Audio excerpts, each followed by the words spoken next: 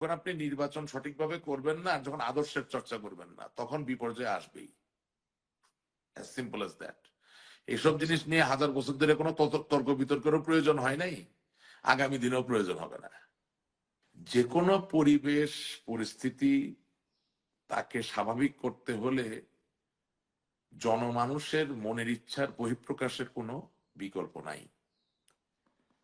যখনই কোনো স্রোতস্বিনী নদীর কে আপনি একটি কৃত্রিম বাঁধ দিয়ে বাধাগ্রস্ত করার চেষ্টা করবেন, তখন আপনার যে আবহ বা যে প্রাকৃতিক নৈসর্গের মাঝে আপনি থাকেন, সেখানে একটা নেতিবাচক প্রভাব পড়ার সম্ভাবনা অতিমাত্রায় উঁচু হয়ে যায়।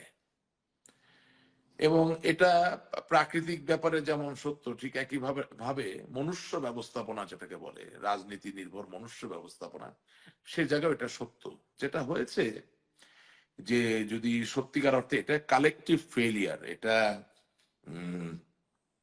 বিএনপি, আওয়ামী লীগ, জাতীয় পার্টি, জামাত, কেউই আসলে এই দায় থেকে মুক্ত নয়। এই কারণে যে আপনি একটা জিনিস খেয়াল করবেন যে বাঙালির যত বড় অর্জন, সব বড় অর্জনে বাংলাদেশের ছাত্রছাত্রীদের একটা বিরাট বড় অংশীকার্য ভূমিকা ছিল।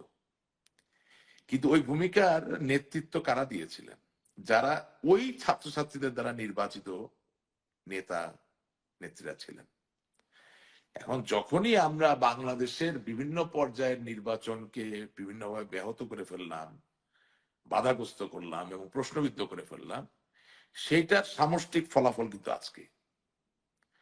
অর্থাৎ যেই ক্যাম্পাসের কথা আপনি বলছেন, সেই ক্যাম্পাসের উত্তেজনা বলুন অথবা বিশৃঙ্খল পরিস্থিতি বলুন, সেটাকে যৌক্তিকভাবে যদি আপনাকে প্রশমিত করে আসতে হয়, তাহলে on an immediate basis political practice, যেটার অন্যতম একটি হাতিয়ারের নামই হচ্ছে নির্বাচন, এই নির্বাচনগুলো, ছাত্র সংসদের নির্বাচনগুলো দিয়ে আসতে হবে। ইফ নট, এটা চলতেই থাকবে। কারণ একজন ছাত্র নিজেই তো জানেন না যে তার ক্যাম্পাসে আসলে কার গ্রহণযোগ্যতা বেশি, কে তার নেতৃত্ব দিবে। পুরো জিনিসটাই ভেগ।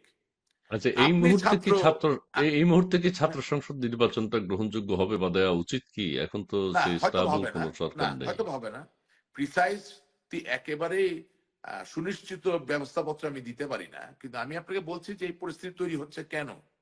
আচ্ছা, এই কারণেই তো পরিস্থিতি হচ্ছে। এখন আপনাকে যদি বা আমাকে যদি কেউ বলে যে ভাই একটু বলেন তো এটা কিভাবে প্রশমিত করা যায়, কি উত্তর দিবেন ভাই?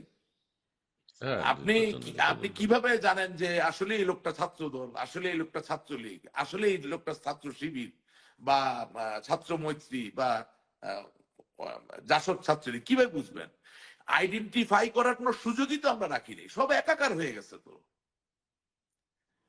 কারণ আপনাকে এর আগেও আমি যেটা বলেছি এখনো বলছি, দুঃখ লাগে যে পলিটিক্যাল ইন্টিগ্রিটি তো পলিটিক্স এর ওই দলের যিনি মালিক, উনি নিজেই 12টা বাজাই দিচ্ছে।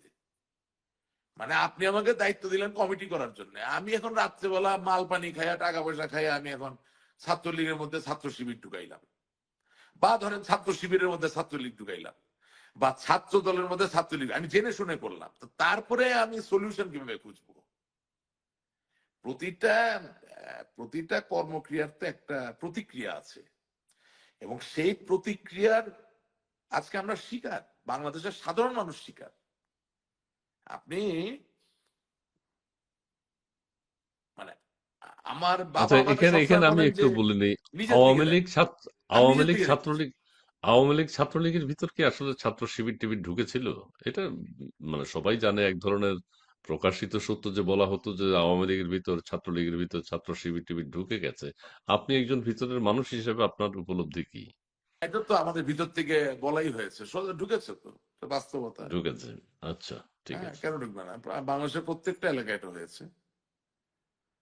শুনেন, আমি আপনাকে সহজে বলি, যখন আপনি নির্বাচন সঠিকভাবে করবেন না, আর যখন আদর্শের চর্চা করবেন না, তখন বিপর্যয় আসবেই। Simple as that. এইসব আচ্ছা, জিনিস নিয়ে হাজার বছর ধরে কোনো তর্ক বিতর্কেরও প্রয়োজন হয় নাই, আগামী দিনেও প্রয়োজন হবে না। আমি খুব অপটিমিস্টিক, আমি ইতিবাচক ভাবে বাংলাদেশকে দেখতে চাই। সামনের দিনে যেভাবেই হোক এই সংকটগুলো কেটে যাবে। হ্যাঁ, জি, জি। এবং একজন রাজনীতিবিদের জন্য ক্ষমতায় যাওয়া বা না যাওয়া, এমপি হওয়া, মন্ত্রী হওয়া, পতাকা, these are not important thing. আমাদের তো মানুষকে ভালোবেসে এখানে আসতে হয়েছে। আমি তো ধরেন আমি একটা টেলকো বা টেলিকম কোম্পানিতে চাকরি করব, শিওর বৃত্তির জন্য খাওয়ার জন্য লাগে, চাকরি করতে হয়, ব্যবসা করতে হয়, কিন্তু রাজনীতি তো আর চাকরি না বা ব্যবসা না। সুতরাং মৌলিক লক্ষ্যটা হচ্ছে মানুষ ভালো আছে কিনা।